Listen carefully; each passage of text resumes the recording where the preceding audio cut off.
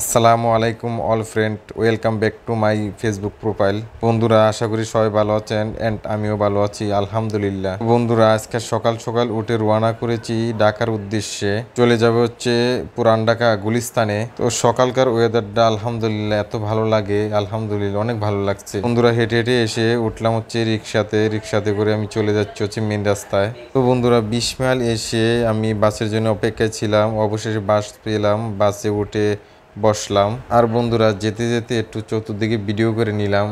সকালকার ওয়েদারটা অনেক ভালো লাগছে, তাই একটু বেশি ভিডিও করলাম। তো বন্ধুরা, 2 ঘন্টা জার্নির পরে চলে আসলাম হচ্ছে গুলিস্তান গুড়াপট্টি। আর এখানে বন্ধুরা দেখেন, সারিয়ে সারিয়ে দাঁড়া করে রেখেছে, এগুলো হচ্ছে ঘোড়ার গাড়ি।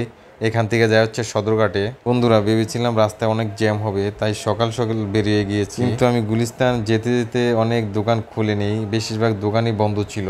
যার জন্য যেই কাজে গিয়েছিলাম সেই কাজটা হতে একটু লেট হবে। তাই ফাঁকার সময় গুলিস্তানে বিভিন্ন পাইকারি মার্কেটগুলো একটু ঘুরে ঘুরে দেখে আসলাম। বন্ধুরা, এর ভিতরে আমার কাজ কাম সেরে চলে আসলাম হচ্ছে বাইতুল মোকাররম মসজিদে আসার উদ্দেশ্য হচ্ছে, এর আগে অনেকবার এসেছি কিন্তু আমি কখনো নামাজ পড়িনি এখানে। তাই ভাবলাম আজকে সময় যেহেতু আছে, এখানে একটু নামাজটা পড়ে নেই। তাই আমি হেঁটে হেঁটে যাচ্ছিলাম মসজিদের ভিতরে। মসজিদের সামনে আলহামদুলিল্লাহ অনেক জায়গা।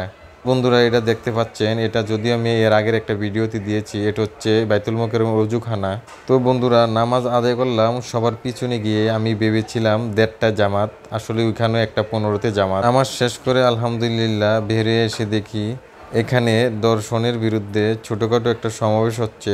বাংলাদেশ যুব মজলিসের পক্ষ থেকে দর্শনের বিরুদ্ধে সমাবেশ হচ্ছে ও বিক্ষোভ মিছিল হবে। বন্ধুরা, আমিও এখানে এসে কিছুক্ষণ অপেক্ষা করে সবার বক্তব্য শুনলাম। আলহামদুলিল্লাহ সবার বক্তব্যই ছিল হচ্ছে দর্শনের বিরুদ্ধে। বন্ধুরা, দর্শনের বিরুদ্ধে বাংলাদেশের প্রত্যেকটা জায়গার থেকে এভাবে একটা স্লোগানের দরকার ছিল। তো বন্ধুরা, আজকে এই পর্যন্তই। সবাই ভালো থাকবেন, সুস্থ থাকবেন, ফি আমানিল্লাহ।